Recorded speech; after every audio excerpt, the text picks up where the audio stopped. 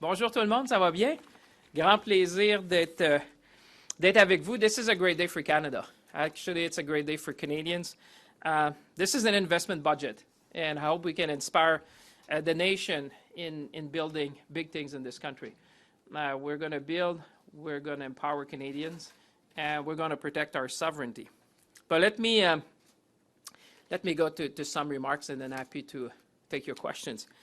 Le budget que je déposerai aujourd'hui, plus tard aujourd'hui, arrive à un moment de profond changement. Les gens qui nous regardent à la maison le comprennent. There's some headwinds on the horizon, and Canadians have felt it at home, on the shop floor, in the fields across the nation. Le monde connaît une série de transformations fondamentales, à une vitesse, à une échelle, une portée que nous n'avons pas vue depuis la chute du mur de Berlin. The speed, scope, and scale of change that we're witnessing in Canada and around the world is quite unprecedented. That's why we need a strong response. Our closest trading partner, which is the largest economy in the world, is remodeling fundamentally trading relationship across the world. Évidemment, cela provoque des perturbations et des bouleversements majeurs pour les Canadiens et les Canadiennes à travers le pays. Il s'agit d'un changement générationnel. This is not a transformational. This is a generational shift. And we need to meet this moment with generational investment. To weather the storm of uncertainty, we will not lower our sails. That would be un-Canadian. Quite the opposite. We will do what previous generations have done before us. We will raise them to catch the winds of economic change, because we believe in Canada. We will play to our strengths, take bold actions, and secure Canada's future. We owe it to this generation and future generations. We will build an economy by Canadians, for Canadians. Reminds me of the shoes that I'm wearing today. You may have seen that from Saint-Tite, you know. Made by Canadians, for Canadians, and this is the kind of thing you want to see. I'm sure you've seen that, but made in Canada. Great shoes. En d'autres mots, on va se donner les moyens de nos ambitions. I think that's what Canadians expect from this government. Prime Minister Carney was elected having a bold mandate to bring change, to do big things in this country, and Budget 2025 will deliver on that.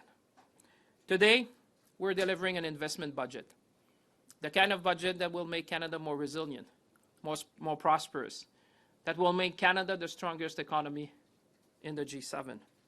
We are going to be making generational investments to build Canada strong, from coast to coast to coast. This is a plan to build major infrastructure. This is a plan to build homes. This is a plan to build industries that will grow our economy and create lasting prosperity. This is a plan that will protect our communities, our borders, our way of life here in Canada. This is a plan to empower Canadians like never before, with better careers, strong public services, and clearly a more affordable life. Une mission essentielle de notre nouveau gouvernement est de bâtir la force ici au pays afin de transformer notre économie. On souhaite le faire passer d'une économie dépendante d'un seul partenaire commercial à une économie plus forte, plus autonome et plus résiliente aux chocs mondiaux. Nous avons lancé le nouveau bureau des grands projets afin d'accélérer les projets d'intérêt national qui vont relier nos régions à de nouveaux marchés, vont créer des emplois bien rémunérés et vont faire croître notre économie. Grâce à notre politique achetée canadien, lorsque le gouvernement fédéral effectue des achats, les fournisseurs canadiens seront notre premier choix. Point final. So our Buy Canadian strategy will make sure that, Canadian suppliers always, whenever possible, full stop. Notre mission est simple, transformer les plans projets en carrières et les carrières en prospérité. Our new productivity super deduction, I'm sure you've seen that in the budget by now, will make it easier for businesses to invest in new machinery and equipment and technologies. This is a message to all the entrepreneurs, the startups, the businesses across this country. Canada will be the most competitive country, and we are making sure that we empower you to do that. This gives Canada a competitive advantage over the United States, encouraging business investments across our nation. At the same time, our new trade diversification strategy, which is going to be supported by a Trade Diversification Corridors Fund, will expand Canada's reach and double our overseas exports within a decade. This is quite important. This is about resilience. This is at making sure that we reach new markets together. This is giving a chance to every exporter in our country. This will unlock $300 billion in new opportunities for Canadian workers and businesses. This is us giving us the means of our ambition, making sure we reach this market, making sure we export more, making sure that we bring the Made in Canada products around the world. And our very important climate competitive strategy will drive the investments which are needed for Canadian businesses to compete and win, most importantly, win in a net zero future. Comme l'a dit le Premier ministre, il ne peut y avoir de prospérité sans sécurité. As the Prime Minister said, there can be no prosperity without security. And our budget delivers on that as well.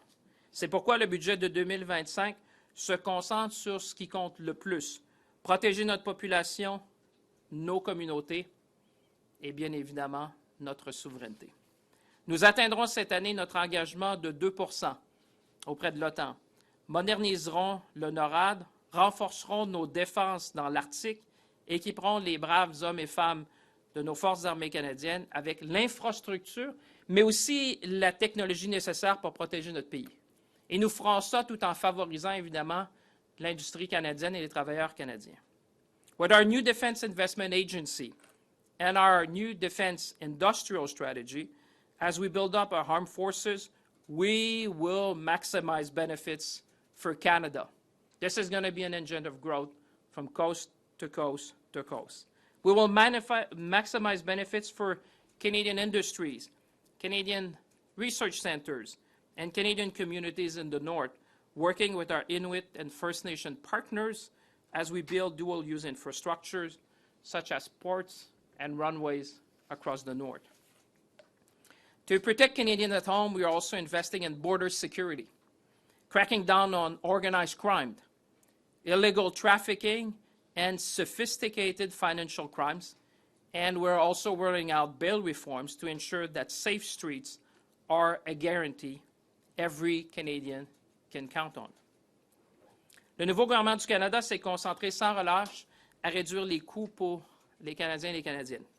La toute première chose que nous avons faite après l'élection a été de réduire l'impôt de la classe moyenne en offrant des allègements fiscaux à plus de 22 millions de Canadiens et de Canadiennes. Nous avons réduit les impôts pour diminuer le coût du logement pour les premiers acheteurs aussi. Une mesure qui a immédiatement rendu l'accession à la propriété une réalité pour plus de Canadiens, en particulier les jeunes familles. And I want to speak to the youth in Canada.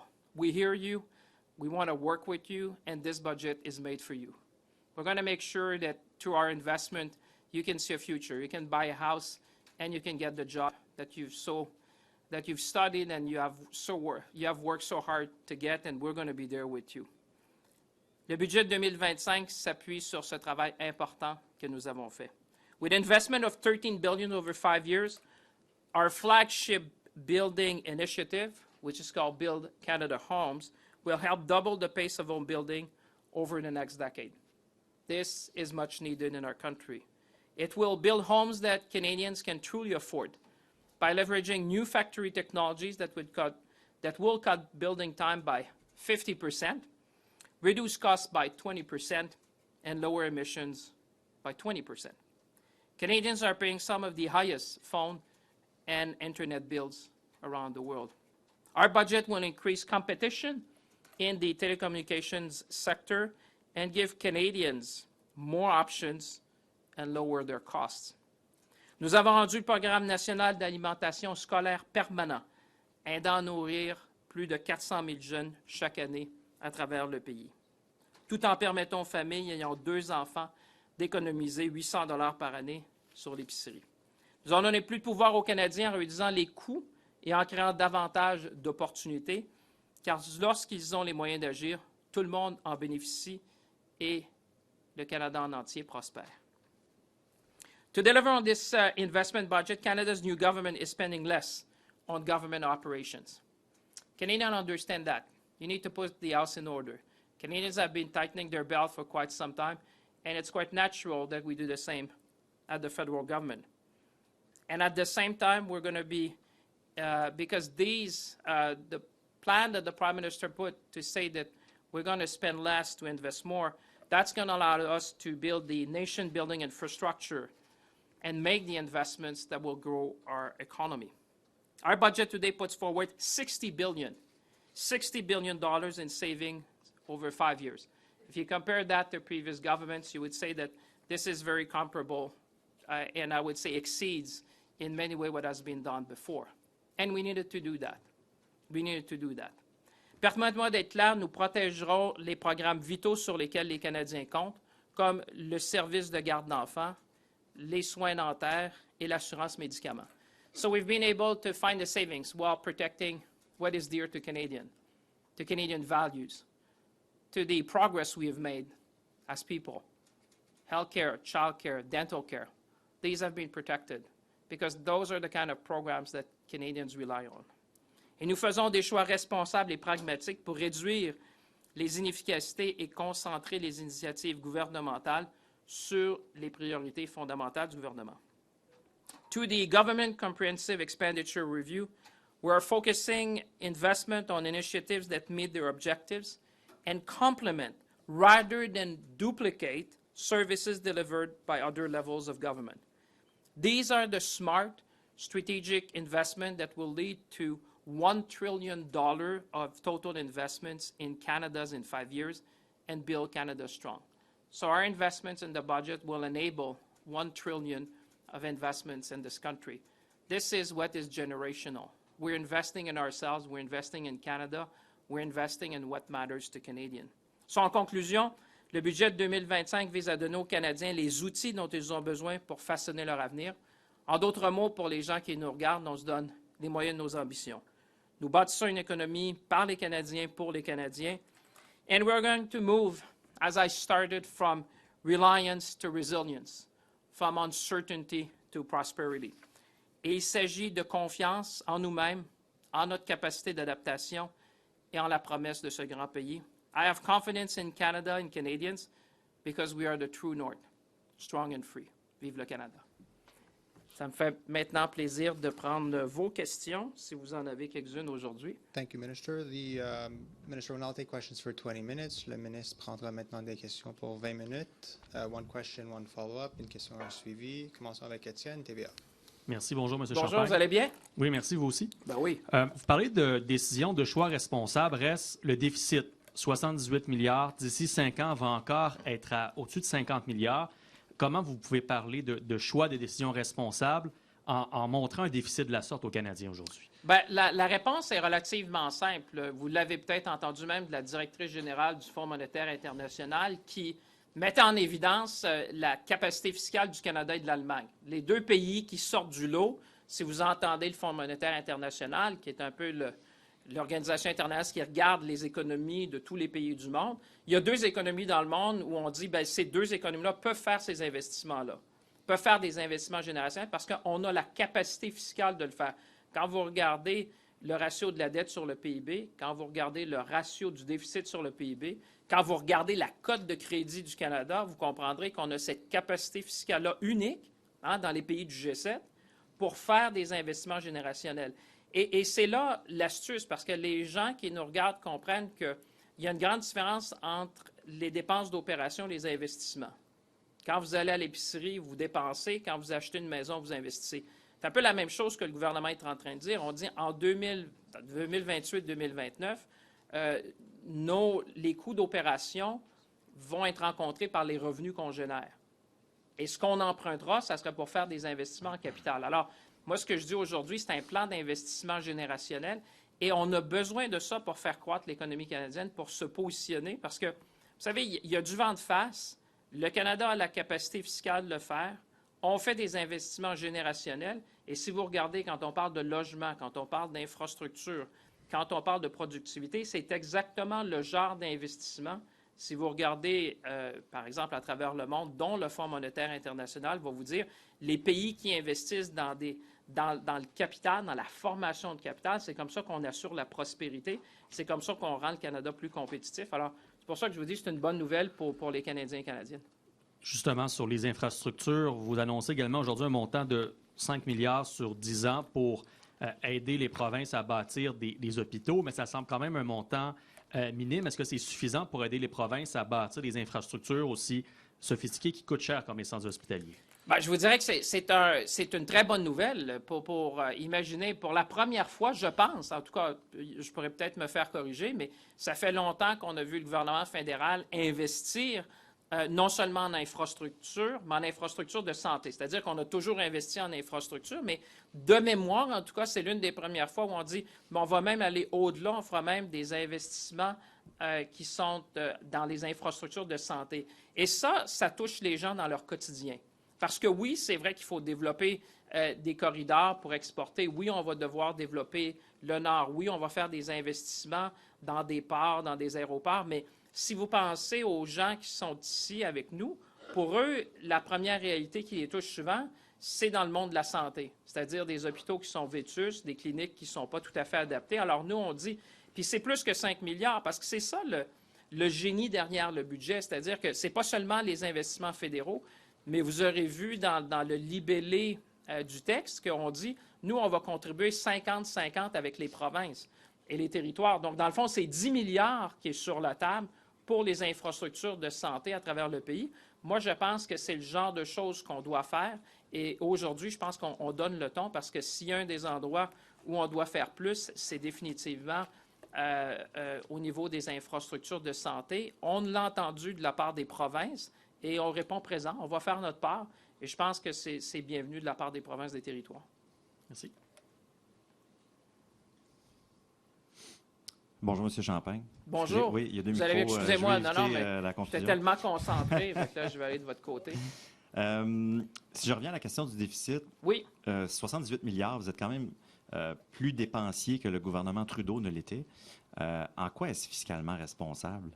Bien, c'est des investissements stratégiques. Il y a une différence entre dépenses et investissements. D'où là, quand on a dit qu'au départ, on allait présenter un cadre fiscal qui fait les distinctions entre les dépenses et les investissements. Puis c'est pas d'hier qu'on parle de ça. Moi, ça fait des années que je regardais ça. Le premier ministre aussi avait été clair. On n'est pas le seul pays au monde à faire ça. Vous savez, l'Angleterre le fait, Singapour le fait. Je parlais même avec ma collègue en Angleterre qui disait qu'elle aussi va regarder ce qu'on fait chez nous parce que ça donne plus de clarté, parce qu'il y a une grande différence entre des dépenses et des investissements. Ce que vous voyez dans le plan d'aujourd'hui, c'est un plan d'investissement, finalement. C'est un budget d'investissement. Et ça, le fait qu'on va ramener aussi nos dépenses d'opération avec nos revenus à partir de 2028-2029, ça donne confiance aux gens. C'est-à-dire que les gens comprennent que là, on arrive, on dit, bien, les dépenses d'opération vont arriver avec les revenus, puis ce qu'on va emprunter à partir de là, ça va être pour investir. Donc, ceux qui nous regardent disent, bien, c'est sûr que quand tu achètes une maison, tu prends un prêt parce que tu fais un investissement. C'est un peu la même chose avec le gouvernement, puis on a ciblé exactement ce que je pourrais vous dire, des institutions internationales vous diraient, c'est-à-dire où on voit qu'on a un multiple le plus grand, c'est dans les infrastructures, c'est dans le logement, c'est dans la productivité, la compétitivité. Vous savez, c'est un enjeu dont on parle depuis, oh mon Dieu, il y a des gens plus vieux que moi ici, mais ça fait au moins 40 ans, 50 ans qu'on parle au Canada que la compétitivité a diminué puis il fallait faire mieux. Alors là, on vient d'envoyer un message fort à tous les entrepreneurs du pays qui nous regardent en disant c'est le temps d'investir parce que là, avec la super déduction fiscale qu'on a offerte pour investir dans l'équipement, dans la machinerie, dans l'innovation, dans les technologies, bien, c'est le genre de moteur économique qui va permettre d'attirer ces investissements-là puis d'assurer notre prospérité à long terme. Puis, en suivi, pourquoi ne pas être allé plus loin dans les efforts de réduction de l'appareil fédéral? Bien, écoutez, 60 milliards, c'est tout un travail. Regardez le temps qu'on a fait. On est allé voir dans chacun des ministères. Moi, je peux vous dire, pour avoir présidé le comité du cabinet en charge de ça, c'est un travail très sérieux. Si vous regardez ce qui s'est fait par le passé, On a travaillé beaucoup parce que ça s'est fait quand même dans une période assez rapide. On a eu des propositions de chacun des ministères. On a regardé tout ça avec les fonctionnaires au ministère des Finances et on s'est assuré de faire des choix judicieux, responsables. Et je pense que ce que vous voyez aujourd'hui, c'est quand on dit il faut ramener des programmes, il faut d'abord consolider certains programmes, il faut amener de la technologie, il faut revoir nos processus, il faut adopter l'intelligence artificielle. Tu sais, écoutez, les gens le font dans l'entreprise privée. Nous, c'est un peu de se moderniser. Là. Ça fait des années qu'on voit que les dépenses d'opération montent. Les dépenses d'opération montaient jusqu'à 8 d'année en année. Là, on dit on va retourner vers 1 Je pense que les gens s'attendaient à ça de nous, de dire, écoutez, il faut mettre la maison en ordre. Et cette revue-là va continuer. Il y a encore des choses à faire. Il y a des sociétés de la couronne. Il va falloir voir d'autres choses pour rendre le gouvernement plus efficace et donner de meilleurs services aux Canadiens. Vous l'avez vu avec l'Agence du revenu du Canada, où j'ai demandé un plan de 100 jours. C'est le genre de choses qu'on veut voir un peu partout pour être plus efficace, prendre la technologie, travailler avec les fonctionnaires, mais en même temps, je pense que c'est le genre de mesures qu'on avait besoin pour aller chercher des épargnes qui vont nous permettre d'investir. Merci. Next question. The budget says the circumstances could exist whereby the oil and gas emissions cap would no longer be required due to marginal value. Is your government opening the door to getting rid of the oil and gas emissions cap? Well, I think in your question you were even quoting what's in the budget. I think the message we're sending is when the conditions are going to be met, we won't need the cap anymore. So that's what we say in the budget. There's technologies, there's different regulations around methane, and we're talking also about carbon capture and sequestration. So what we're saying is when the conditions are met, we won't need the cap anymore. And why is your government scrapping the luxury tax on boats and jets? It's very simple. It costs more to administer than what we receive. And I'm a very pragmatic person. If it costs more to administer a tax measure than what we get in return, I think Canadians would understand that's not the measure that really is helping us.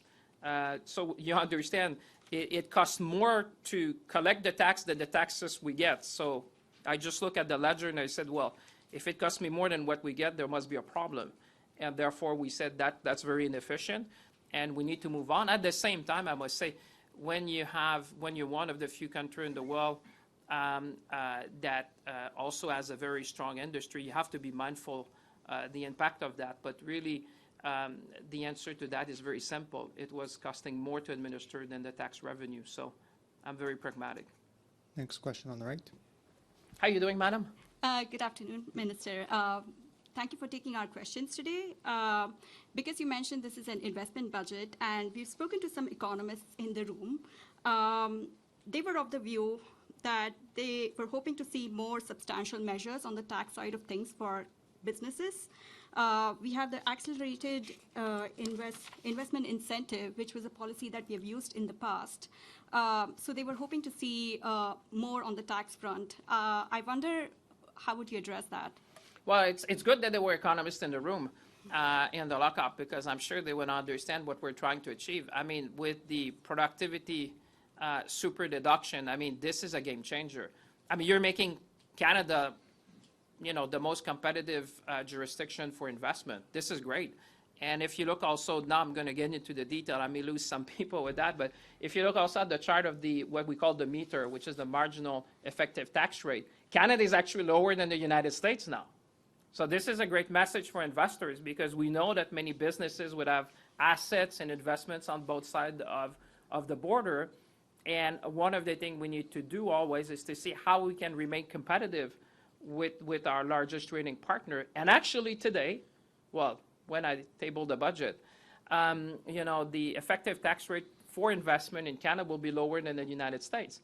And what we have put, and that's why I was saying it's good news for small businesses across the country, because you also have what we called these accelerated cost of capital allowance deductions. So in a way, what you're saying is that you're going to be able to immediately expense what you've invested in technology, in equipment, in plant, in machinery, in patents, and in manufacturing buildings. So if you look at the legislation that was passed by the U.S. administration recently in Canada, and actually we did the work, you compare that, you see Canada is more competitive.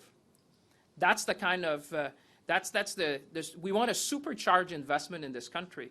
And that's why not only the super deduction is doing, but if you look also about the investment tax credits that we've done for clean electricity, for hydrogen, for clean manufacturing, I mean, you look at the measures taken together and you start saying, wow, this is really a suite of measures that will supercharge the economy, and that's really what we wanted to do, because it is one thing for the federal government to do its part, but you know, you want also to allow for other jurisdiction and private investment to come, because when we say that our investment in the budget, you've seen that, will enable $1 trillion of investment, is you have to think, if you're doing a mine, for example, you have the first and last mile fund in the budget.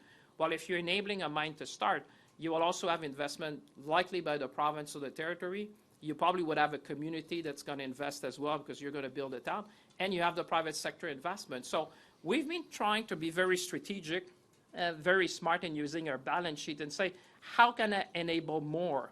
And that's why I say this is an investment budget. And again, if you look at the table of the multiplier, and I keep coming back to the International Monetary Fund, but the economists in the room would appreciate, when you look at what they say where G7 countries should invest, and you rank Canada, you get the AAA. Because we're investing in all the places that they say this is the way to do if you want to grow your economy, be more competitive, and be more prosper. And that's the shift we needed to do in this country. So we spend less so we can invest more. That's kind of the shift. That's why I say this is a generational shift, because there are some headwinds. People feel it at home every day. We have the fiscal capacity. So you say, okay, let's use that smartly. Then you say you make generational investments. But to enable the generational investment, you need to spend less. And that's, you know, the savings of $60 billion that we have been able to identify. Thank you for your answer. And a follow-up. On a different note, the immigration levels plan for future years shows that the international student visas will be cut in half, almost. So I just wanted to understand how the government expects universities and colleges to stay afloat financially in the face of much lower international student intake. So yes, we're bringing our immigration level to more sustainable level. I think Canadians understand that we had reached our capacity, or sometimes even exceeded our capacity to welcome. I always say, if you welcome people in your country, you have a duty to allow them to be able to find a place to live, to go to school, or to get service in the hospital. That's kind of, you know, you let people in, you have to be able to do that. I think what we're saying, we're bringing that to more sustainable level. But if you look in the budget, there's also a section about attracting international talent. You know, the best and the brightest in the world. We're investing close to $1.7 billion to attract some of the best and brightest so that they can come in our research center, help grow our industries, and build the technology of the future. And that even applies to H-1B1 visa holders. So on one end, you're saying, yes, we're getting back to sustainable level. On the other end, we're really focusing on attracting the best and brightest, because in many ways, when you go to the research centers in our country, and I've been to a number of them when I was industry minister, you see young people from around the world. You know, Canada is a magnet for talent, and we want to keep it that way, but we want to be very targeted in how we do that. Mike? Mike Couture with CTV News.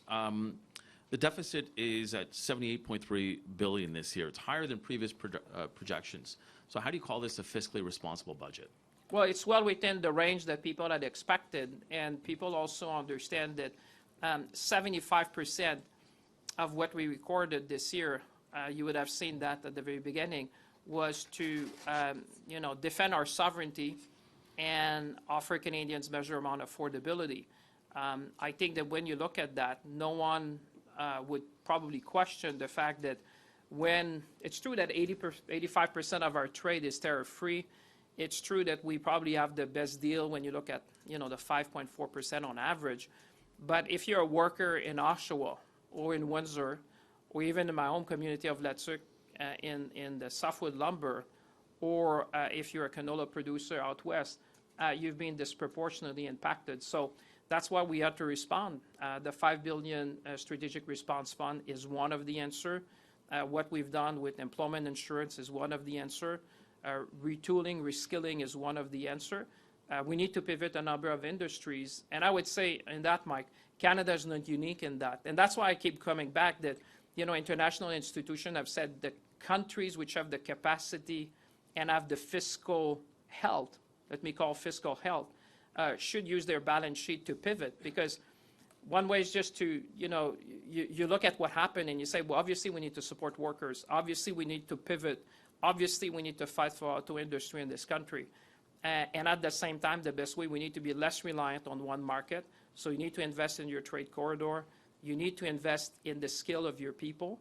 And you need to invest also to make life more affordable. So all in all, I think Canadians would understand 75% of it is really the headwind that we have faced, but Canada is not unique in that. The world has faced it, and you see it with global growth, which has been readjusted lower. I want to follow up on my colleague's question about the emissions cap. When do you expect the conditions to be in place for you to lift the emissions cap? Well, there's a number of things in that. There's technology, like I said. There's regulations around methane. There's a number of steps that need to happen, and when the conditions are met, we won't need the cap anymore, but the conditions would have to be met. Next question. Steve. How are you? I'm impressed. I kind of miss you. I'm right No, here. because he followed me when I was Foreign Affairs Minister everywhere. I'm impressed you make your own shoes. I'm looking for size 10.5 if you've got something, maybe You get brown. $25 reduction if I make them. I wanted to ask you about defense spending and the commitment we made at NATO to boost it to 3.5% of GDP. We know that you reached 2%. In June, you put $9 billion more into the defense budget, and you reached 2%. But then you've poured $75 billion more into defense spending in this budget for a total of like $84 billion. What I'm asking you is, how much closer has this brought us to 3.5%? We're obviously not at 2 anymore. You're boosting us above 2. Where are we now? Well, what I can say is that the budget will allow us to meet our target, but in the 1.5, now we're getting very technical for people who listen to us, but you will know that in the 1.5%, you have these assets which are enabling dual-use assets. I think for Canada, this is going to be a way for us to build the infrastructure in the north that the northern communities will welcome. Because Canada, when you look at that, we have a deficit of infrastructure in a number of places. In the north in particular, when you're looking at how you protect Canada, which a lot of the discussion, as you know, at NATO has been around the north and how we can better do that. One thing I can tell you, yes, we're going to make the defense investment that are needed to reach our NATO target, but we're going to be smart.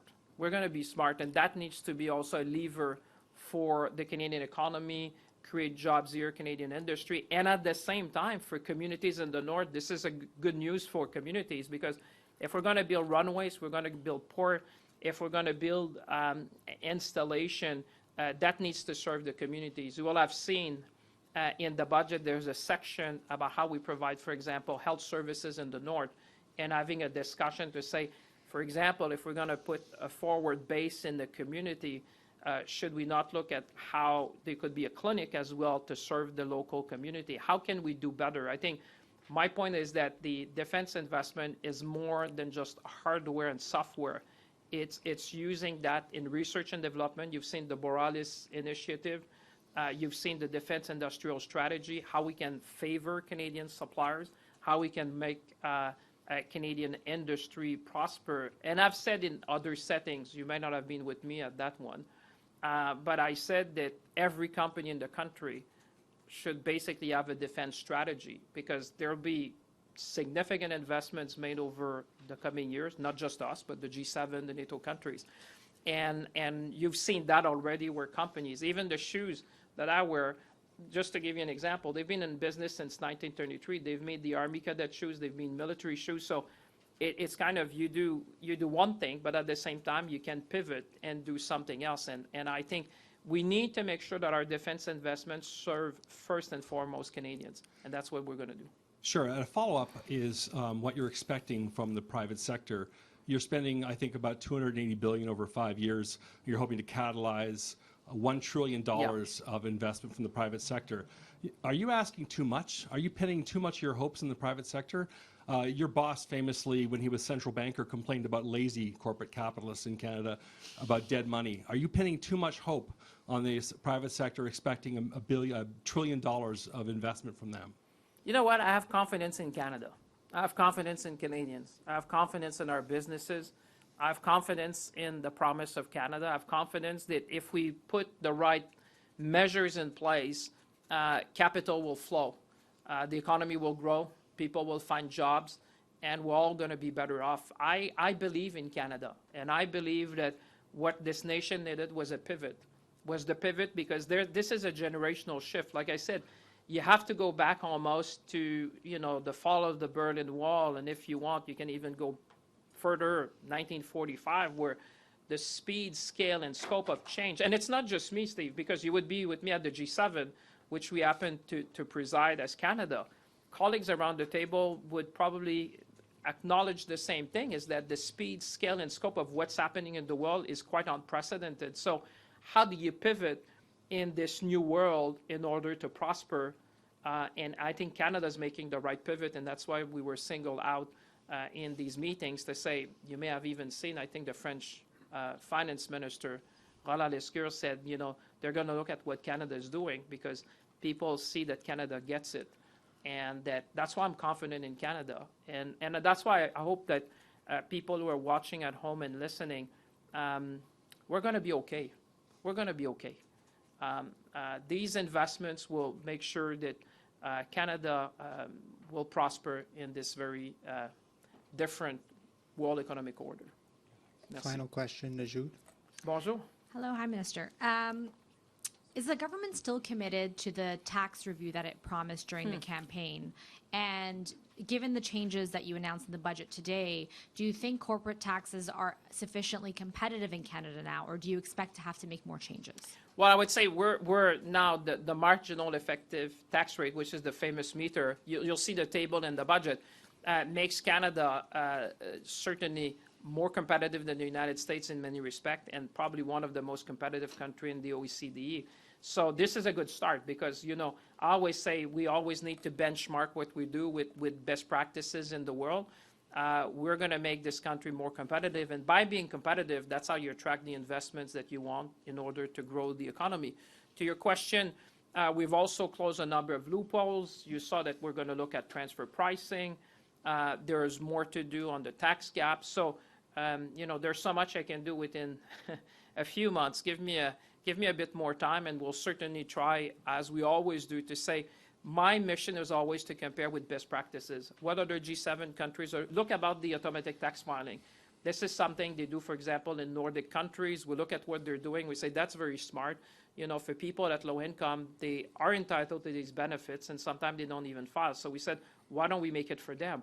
So my vision and my mission is to look at all these things to make sure that Canada is competitive.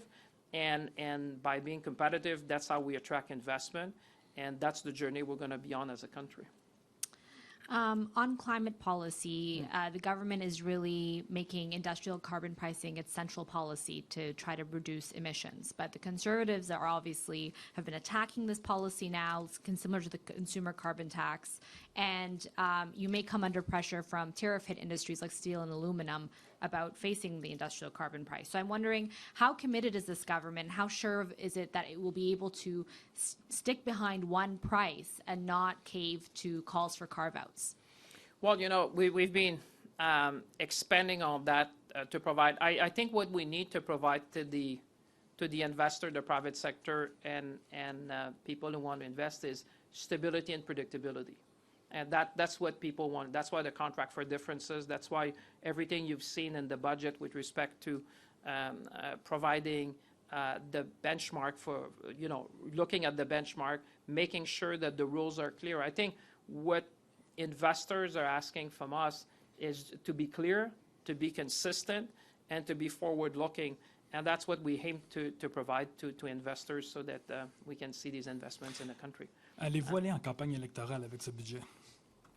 Écoutez, moi, ce que je peux vous dire, je pensais que c'était la dernière question, mais écoutez, ça me fait plaisir de toujours répondre à vos questions. Content de vous faire plaisir. Parce qu'il faut que je fasse un discours en chambre. Mais moi, ce que je vous dirais, écoutez, tous les partis politiques vont se retrouver dans ce budget-là. Honnêtement, vous l'avez lu, que vous regardez, par exemple, les investissements générationnels dans le logement abordable.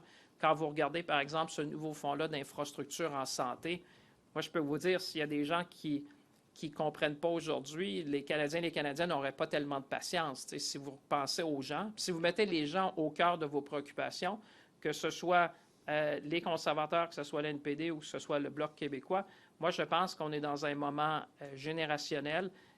Tous les partis politiques peuvent se retrouver là-dedans, dans ce qu'on fait.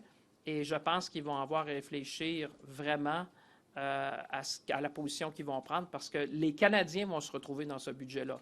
Les travailleurs vont se retrouver dans ce budget-là. Nos militaires vont se retrouver dans ce budget-là. Et à ce moment-là, je pense que ça sera heureux de faire un choix responsable. Merci tout le monde. On va se revoir au Parlement. Merci. À tantôt.